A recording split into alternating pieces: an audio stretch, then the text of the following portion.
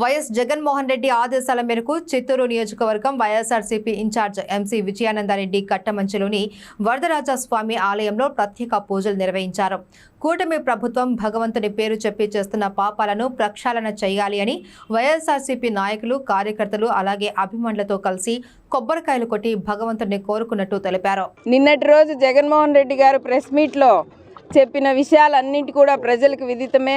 మరి ఈ కూటమి ప్రభుత్వానికి దమ్ము ధైర్యం ఉంటే వారు చెప్పిన విషయాల మీద మీరు డిబేట్కి వచ్చో లేకపోతే మీరు ఒక ప్రెస్ మీట్ ఇచ్చో ఆ రిపోర్ట్ల గురించి మీరు చెప్పగలిగితే చాలా సంతోషించే వాళ్ళము.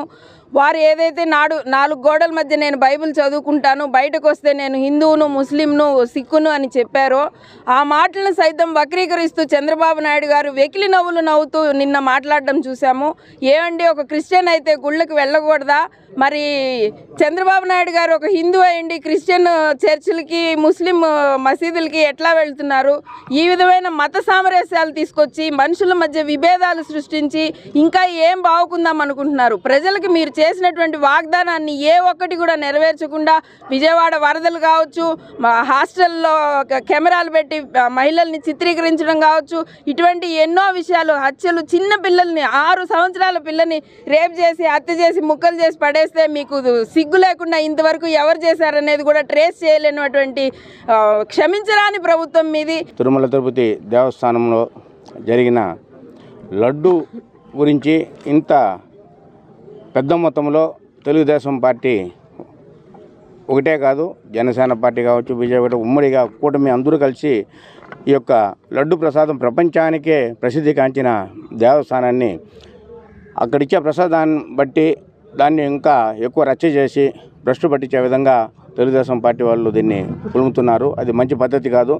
ఇవాళ మేము అందుకే వైఎస్ జగన్మోహన్ రెడ్డి గారి ఆదేశాల మేరకు చిత్తూరులో విజయానందరెడ్డి గారి ఆధ్వర్యంలో ఇక్కడ ప్రతి ఒక్క వైఎస్ఆర్ పార్టీ నాయకుడు, కార్యకర్త వచ్చి కట్టమంచి యందు ఉండే పురాతన ఆలయం వెంకటేశ్వర స్వామి ఆలయంలో వచ్చి భగవంతుడికి పూజలు చేసి దేవుణ్ణి కూడా మేము కోరుకునేది ఒకటే, దేవుడానికి ఎవరైతే ఈ లడ్డు ప్రసాదంలో మోసించే పార్టీలకు అతీతంగా ఎవరైనా కావచ్చు అటువంటి వాళ్ళకి మీరే శిక్షించాలా అని దేవుని ప్రార్థిస్తూ బయటకు వచ్చి ఇవాళ టెంకాయలు కొట్టడం కూడా జరుగుతూ ఉంది. స్వామి వెంకటేశ్వర్లు భగవంతుడు హిందువులకు గొప్ప ఆరాధ్య దైవమైనటువంటి శ్రీ వెంకటేశ్వర్ల స్వామికి ఈరోజు వైఎస్ఆర్ కాంగ్రెస్ పార్టీ అభిమానులందరూ కూడా పూజలు చేయడం జరిగింది.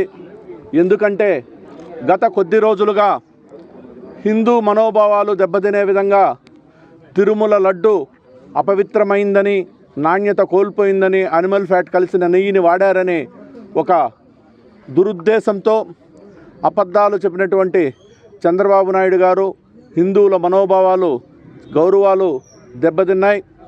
దాని మీద అనేక టెస్టులు వచ్చినప్పటికీ మళ్ళీ పదే అదే మాటలు చెబితే మా అధ్యక్షులు గౌరవనీయులు వైఎస్ జగన్మోహన్ రెడ్డి గారు నిన్న తిరుమల పర్యటనకు రావాలంటే నెయ్యి కల్తీ విషయాన్ని పక్కన పెట్టి డిక్లరేషన్ ఇవ్వాలి అని ఒక సాకు చెప్పి అదేవిధంగా 4 జిల్లాల్లోని నాయకులందరికీ కూడా నోటీసులు ఇచ్చి ఇంటికే పరిమితమయ్యేలాగా కట్టడి చేయడం చాలా దౌర్భాగ్యం.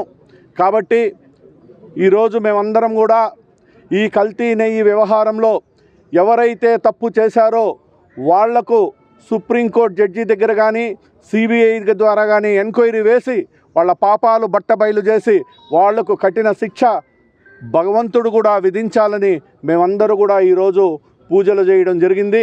అతి త్వరలోనే ఆ దోషులు బయటకు వస్తారు. ఆ దోషులను భగవంతుడు కఠినంగా శిక్షించాలని మీ ద్వారా కూడా మేము తెలియజేసుకుంటున్నాం.